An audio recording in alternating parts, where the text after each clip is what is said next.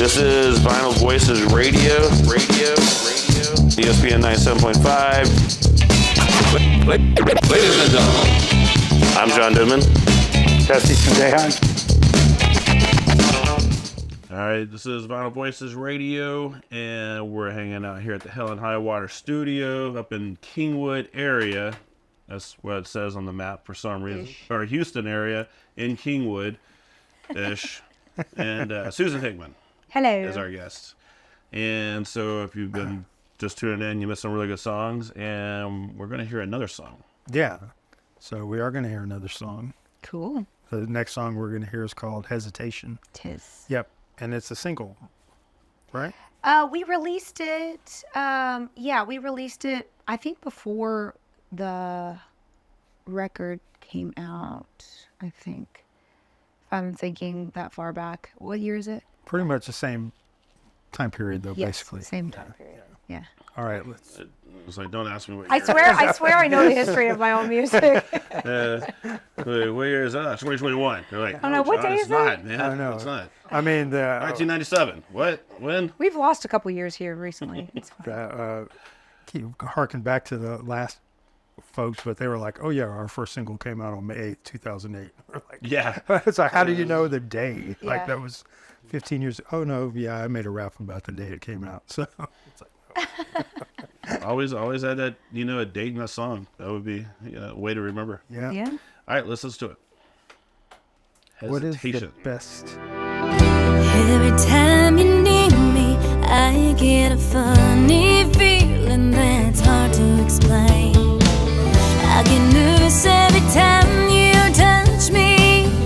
Thoughts of you are always on my brain. Days go by and I just can't escape you. Like a game that I continue to lose. There's a complicated mystery. Stay or walk away, I must choose.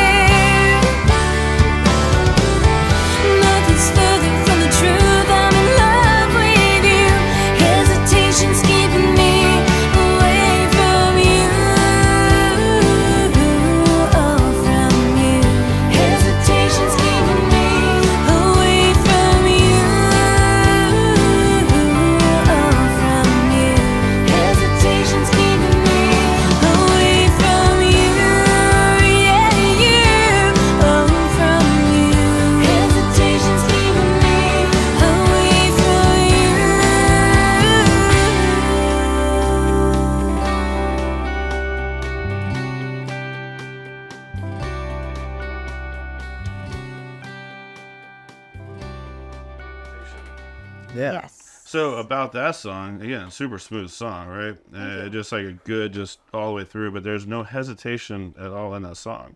It like as soon as you stop singing, all of a sudden it goes right back into the next verse. Well, now we have to redo it.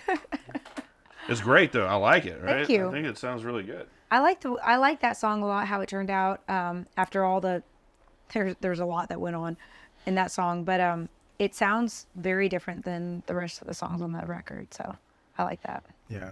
I think it's, and I'm surprised this guy hasn't said anything yet because he's very in tune with vocals and vocalists. But, we have been talking so much about your songwriting that we really haven't talked that much about your singing. And you're like a Texas CMA Female Vocalist of the Year, So, I mean, and again, when you're performing, there's not a lot of histrionics. It just seems effortless, your delivery of the songs. So, Well, thank you. I appreciate that. but I mean, talking about the aspects of being a musician that you like and don't like, John's tugged this out of people sometimes that, what you're seeing and hearing, it's not necessarily my favorite part of what I do. So as far as singing goes, is it a favorite part, or is it something that you really feel like you have to work at? Because The singing, well, I love singing. Like I love the singing, the performance aspect, the being in the studio. I love all of that. I feel like growing up, I knew that I had some natural talent. I think I had more desire than talent, maybe.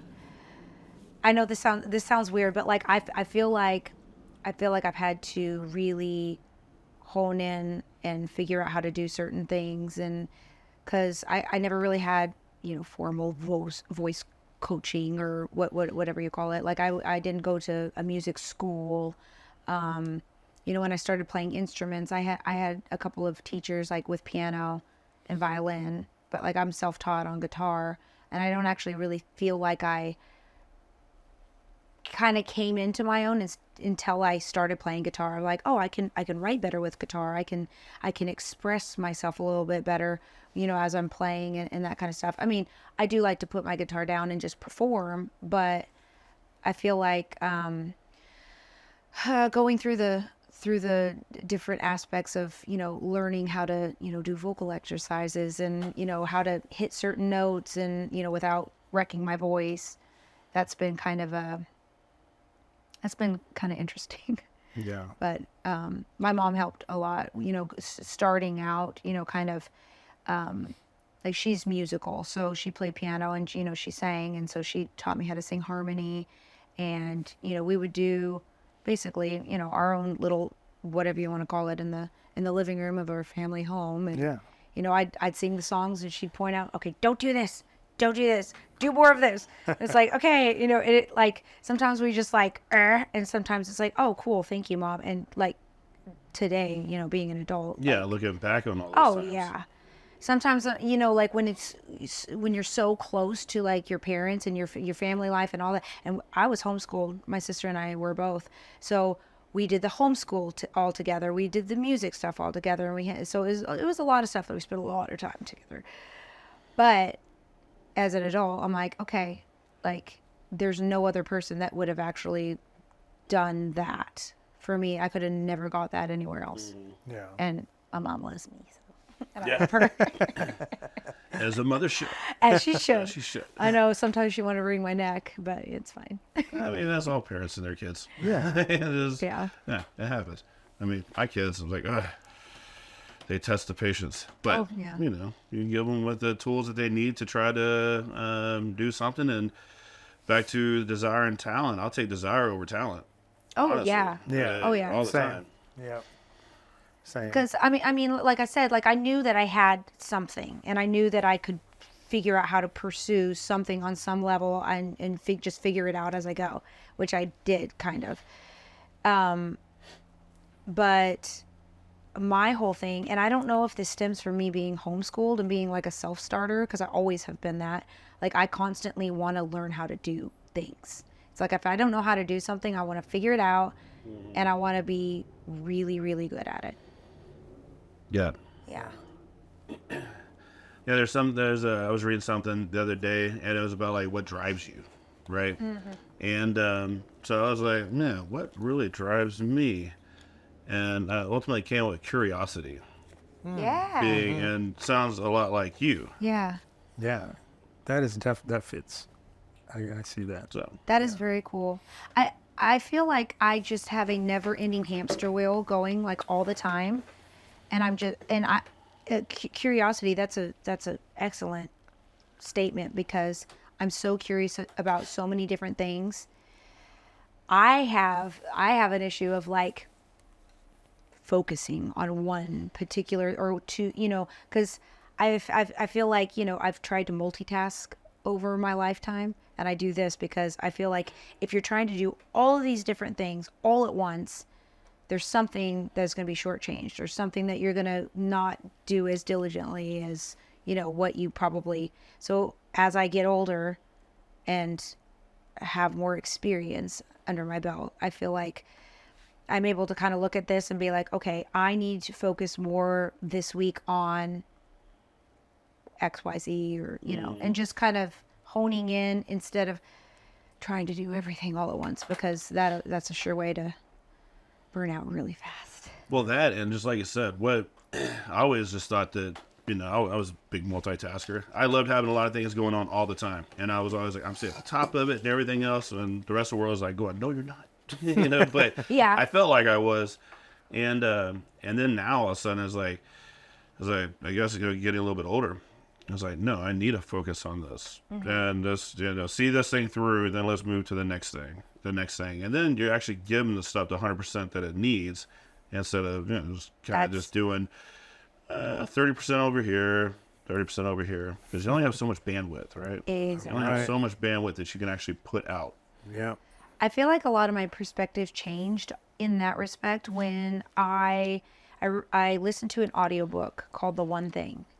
And I don't know if y'all have ever heard of it or any of your listeners have, but like it kind of changed my life. And I'm not one of those people that are like, oh, all the TED Talks. I love TED Talks. I mean, I listen to all kinds of self-help and things like that.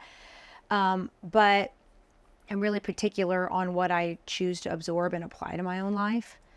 But that book seriously changed my life. And it talks a lot about the, like when you go and try to get hired for any kind of job, like one of the questions they usually ask, how well do you multitask? And a lot of times it's those people that try to do all the things that they're not going to necessarily excel in, because like how many of those things are unfinished at the end of the day, Right. And I kind of looked at that, and I looked at my own life, and I'm like, I am one of those people, because I am very curious and I'm very creative. I'll start certain things and be really intent on wanting to do it, and then something else comes up over here, and then something else comes up over here. And so it's just one of those things where it's like, okay, what is important to me? What is the one thing that I need to do today? What is the one thing on the top of the list that absolutely has to get done today? And then it go even in, like going farther and saying like, what is the one thing that I'm good at? Why am I trying to be a milk salesman if I'm really, really good at, making chicken fried steaks? Back to the food. I feel like a lot of times, like everybody, we're all trying to make it, right? We're all trying to survive. We're trying to pay bills. We're trying to do all the things. And if you're passionate about something and you're not able to do it, like you're just going to be sad all the time, right? Yeah, that's that void that people have, right? Yeah. Yeah. That's the void that so many people are walking around and they're just like, just unhappy, even though they're just going through the grind and everything Yeah. else, they're unhappy because they haven't found that passion. Yeah. What they Or really maybe like to do. they think about it. It's like, man, if I could only do, or I wish I could, but like, just do it. And it's scary. Like, it's the scariest thing in the world to go out and like be basically completely naked in front of the whole world saying, I'm going to do something that is not the traditional,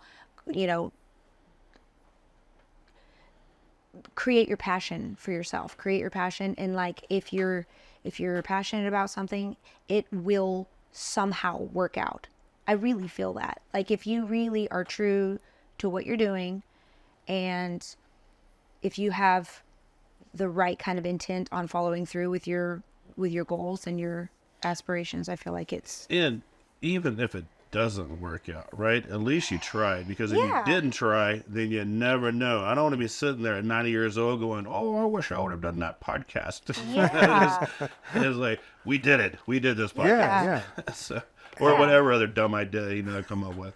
I mean, this segment is so amazing just because it's all over the it's all place. like, no, but it's all actually like that Venn diagram stuff, because Susan's talking about do it with no hesitation.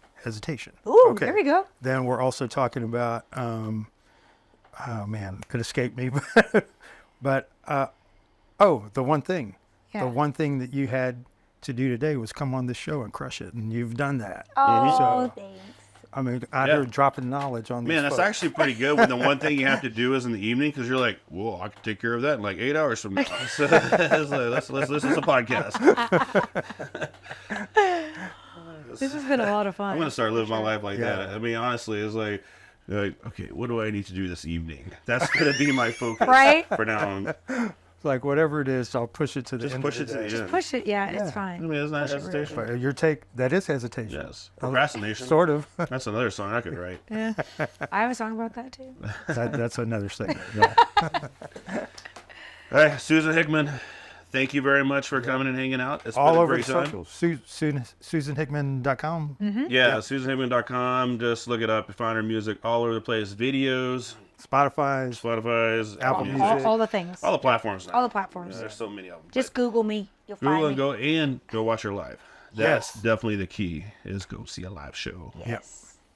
All right, well, thank you very much for coming and Thank hanging out you. at Vital Voices. Dun, dun, dun, dun. And on that note, I want to thank everybody who tuned in to this week's show. You can listen to any of them on Spotify, any of the past episodes. You can find us on YouTube. If you haven't watched that yet, go to our YouTube channel and watch some videos. You can see the studio and how awesomely everything looks, and even some of the beer cans that we drink. But everybody be safe, go see a live show, and we'll talk to you next week.